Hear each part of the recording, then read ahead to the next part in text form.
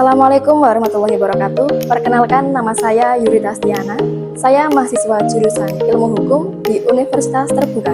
Pada kesempatan kali ini, saya akan membawakan video simulasi untuk melengkapi tugas praktik peradilan perdata persidangan dalam perkara uang prestasi antara Tuan Budi dan Tuan Andi. Di sini saya berperan sebagai kuasa hukum penggugat. Selamat menyaksikan. Berikut pihak-pihak yang terlibat dalam persidangan meliputi Majelis Hakim, Panitera, penggugat atau tergugat, saksi atau ahli. Sidang Perkara Perdata Nomor 567, PDT, G, 2025, PN, Beger atas nama penggugat Tuan Andi melawan tergugat Tuan Budi, dinyatakan terbuka untuk umum.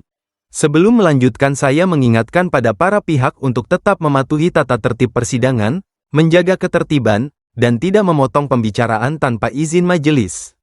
Selanjutnya, penggugat diwakili oleh kuasa hukumnya, Ibu Yurita Setiana, SH, dan tergugat Tuan Budi hadir secara pribadi. Baik, agenda hari ini pembacaan surat gugatan kepada kuasa hukum penggugat. Majelis memerintahkan saudara untuk membacakan surat gugatan, dipersilahkan.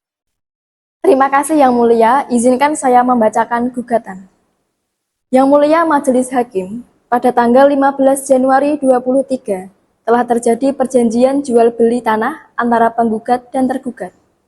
Perjanjian ini merupakan perikatan yang sah berdasarkan pasal 1313 KUH Perdata, di mana disebutkan bahwa perjanjian adalah suatu perbuatan dengan mana satu orang atau lebih mengikatkan dirinya terhadap satu sama lain. Yang kedua, pasal 1320 KUH Perdata disebutkan bahwa syarat sah perjanjian yakni kesepakatan kecakapan objek tertentu dan sebab yang halal dalam perjanjian antara klien saya dengan tergugat. Harga tanah disepakati adalah 1 miliar rupiah. Pembayaran akan dilakukan sebanyak 2 tahap, yakni uang muka sebesar 300 juta rupiah telah dibayarkan oleh tergugat, dan pelunasan sebesar 700 juta rupiah paling lambat 3 bulan setelah penandatanganan. Penggugat siap menyerahkan sertifikat dan proses balik nama setelah pelunasan. Namun, tergugat tidak membayar pelunasan selama lebih dari 6 bulan, sehingga dengan demikian penggugat telah melanggar ketentuan yang pertama telah dilanggar, yaitu pasal 1238 KUH Perdata, disebutkan bahwa debitur dianggap lalai setelah diberikan peringatan atau somasi. Yang kedua, pasal 1243 KUH Perdata disebutkan bahwa penggantian kerugian akibat uang prestasi. Yang Mulia Majelis Hakim, penggugat telah mengirimkan 2 kali somasi, namun tidak ditanggapi oleh tergugat. Tergugat beralasan belum mendapatkan pinjaman bank. Namun sesuai hukum perdata, resiko pembiayaan berada pada tergugat, bukan penggugat. Kredit bank bukan syarat sah perjanjian dan tidak disebutkan dalam kontrak tersebut. Karena itu, tergugat telah melakukan uang prestasi sebagaimana diatur dalam pasal 1244 dan 1245 KUH Perdata. Disebutkan bahwa alasan yang dapat diterima untuk membebaskan debitur dari kewajiban. Namun, alasan yang disebutkan oleh tergugat tidak termasuk di dalamnya. Dengan demikian, penggugat memohon agar Majelis Hakim, yang pertama, menyatakan perjanjian yang sah dan mengikat para pihak pasal 1338 KUH Perdata. Kedua, menyatakan tergugat uang prestasi. Ketiga, menghukum tergugat membayar pelunasan sebesar 700 juta rupiah. Keempat, menghukum tergugat membayar ganti rugi sesuai pasal 1246 KUH Perdata tentang biaya rugi dan bunga. Bila tergugat tidak membayar, memberi kewenangan kepada penggugat untuk memutus perjanjian. Dengan demikian, gugatan penggugat yang mulia. Sidang dibuka kembali hari ini merupakan agenda pembacaan replik menanggapi jawaban tergugat. Silakan saudara kuasa penggugat membacakan repliknya. Baik, terima kasih Yang Mulia Hakim. Pada hari ini, penggugat mengajukan replik terhadap jawaban tergugat. Tergugat dalam jawabannya menyatakan bahwa ia belum dapat melunasi pembayaran karena pinjaman bank belum cair. Namun, dalil tersebut bertentangan dengan hukum karena yang pertama, Pasal 1338 KUH Perdata menegaskan bahwa perjanjian berlaku sebagai undang-undang bagi para pihak. Tidak ada klausul bahwa pelunasan bergantung pada kredit bank. Yang kedua, alasan tergugat tidak termasuk dalam kategori force majeure atau keadaan memaksa sebagaimana pasal 1244 dan 1245 KUH Perdata. Yang ketiga, tergugat terbukti lalai memenuhi kewajibannya meskipun telah disomasi sebanyak 2 kali sesuai pasal 1238 KUH Perdata. Dengan demikian, tergugat telah wan prestasi murni, sebab ia lalai memenuhi prestasi dalam waktu yang telah ditentukan.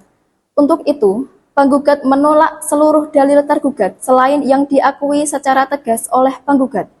Penggugat tetap pada seluruh dalil gugatan semula. Demikian, Yang Mulia.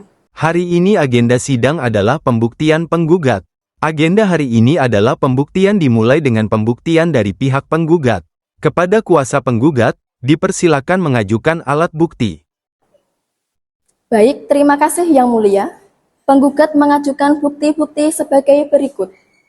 Bukti pertama, surat perjanjian jual beli tanggal 15 Januari 2023. Bukti ini merupakan adanya perikatan yang sah sesuai pasal 1320 KUH Perdata. Bukti kedua yaitu bukti pembayaran uang muka sebesar 300 juta rupiah yang dilakukan oleh tergugat. Bukti ketiga dan keempat yakni 2 surat somasi beserta bukti kiriman. Somasi merupakan syarat debitur dianggap lalai sesuai pasal 1238 KUH Perdata. Bukti kelima, rekaman komunikasi yang menunjukkan tergugat menunda pembayaran. Hal ini memperkuat unsur lalai dalam wan prestasi. Bukti yang keenam, rincian kerugian finansial penggugat akibat tanah tidak dapat dijual kepada orang lain sesuai dasar ganti rugi. Pasal 1246 KUH Perdata tentang biaya rugi dan bunga. Dengan demikian, unsur-unsur wan prestasi telah terbukti secara terang dan meyakinkan sesuai ketentuan yang pertama, Pasal 1339 KUH Perdata, kewajiban melakukan sesuatu. Yang kedua, Pasal 1243 KUH Perdata, yakni tentang ganti kerugian. Demikian pembuktian penggugat Yang Mulia. Hari ini agenda kesimpulan penggugat. Kuasa penggugat majelis memerintahkan saudara untuk membacakan kesimpulan.